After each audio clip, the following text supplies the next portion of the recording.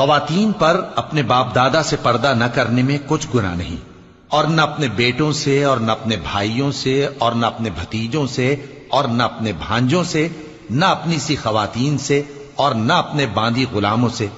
اور اے خواتین، اللہ سے ڈرتی رہو، بے شک اللہ ہر چیز سے واقف ہے۔ اللہ اور اس کے فرشتے اس پیغمبر صلی اللہ علیہ وآلہ وسلم پر درود بھیجتے ہیں، مومنو تم بھی ان پر درود بھیجو اور خوب سلام بھیجا کرو۔ جو لوگ اللہ اور اس کے پیغمبر صلی اللہ علیہ وآلہ وسلم کو اذیت پہنچاتے ہیں، ان پر اللہ دنیا اور آخرت میں لعنت کرتا ہے، اور ان کے لیے اس نے ذلیل کرنے والا عذاب تیار کر رکھا ہے۔ اور جو لوگ مومن مردوں اور مومن عورتوں کو ایسے کام کی تہمت سے جو انہوں نے نہ کیا ہو ایذا دیں، تو انہوں نے بہتان کا اور کھلے گناہ کا بوجھ اپنے سر پر رکھا۔ اے پیغمبر صلی اللہ علیہ وآلہ وسلم، اپنی بیویوں اور بیٹیوں اور مسلمانوں کی عورتوں سے کہہ دو کہ باہر نکلا کریں تو اپنے چہروں پر چادر لٹکا کر گھونگھٹ نکال لیا کریں۔ یہ چیز ان کے لیے موجب شناخت و امتیاز ہوگی تو کوئی ان کو ایذا نہ دے گا، اور اللہ بخشنے والا ہے، مہربان ہے۔ اگر منافق اور وہ لوگ جن کے دلوں میں روگ ہے اور جو مدینے کے شہر میں بری بری خبریں اڑایا کرتے ہیں اپنی حرکتوں سے باز نہ آئیں گے تو ہم تم کو ان کے پیچھے لگا دیں گے، پھر وہ تمہارے پڑوس میں نہ رہ سکیں گے مگر تھوڑے دن، وہ بھی پھٹکارے ہوئے، جہاں پائے گئے پکڑے گئے اور جان سے مار ڈالے گئے۔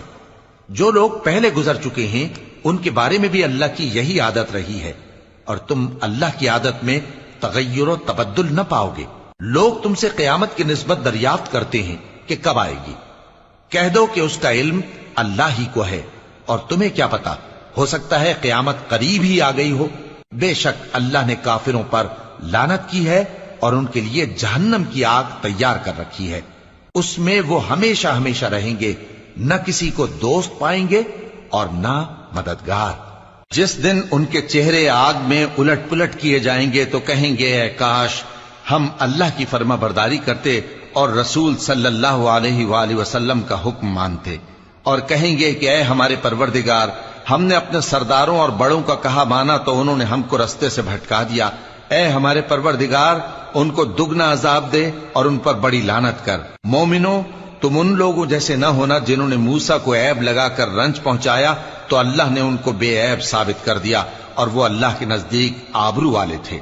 مومنو، اللہ سے ڈرا کرو اور بات سیدھی کہا کرو، وہ تمہارے سب کام سنوار دے گا اور تمہارے گناہ بخش دے گا، اور جو شخص اللہ اور اس کے رسول صلی اللہ علیہ وآلہ وسلم کی فرمانبرداری کرے گا تو بے شک بڑی مراد پائے گا۔ ہم نے بار امانت کو آسمانوں اور زمین اور پہاڑوں پر پیش کیا تو انہوں نے اس کے اٹھانے سے انکار کیا اور اس سے ڈر گئے،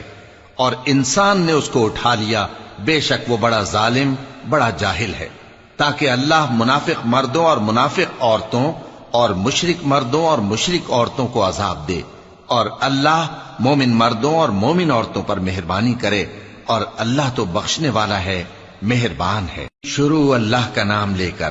جو بڑا مہربان نہایت رحم والا ہے۔ سب تعریف اللہ ہی کے لیے ہے جو سب چیزوں کا مالک ہے، یعنی وہ کہ جو کچھ آسمانوں میں ہے اور جو کچھ زمین میں ہے سب اسی کا ہے،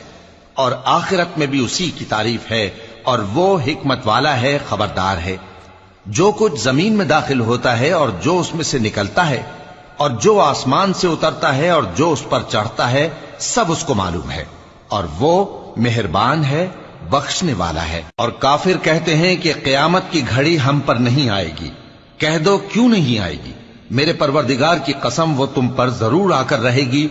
وہ پروردگار غیب کا جاننے والا ہے، ذرہ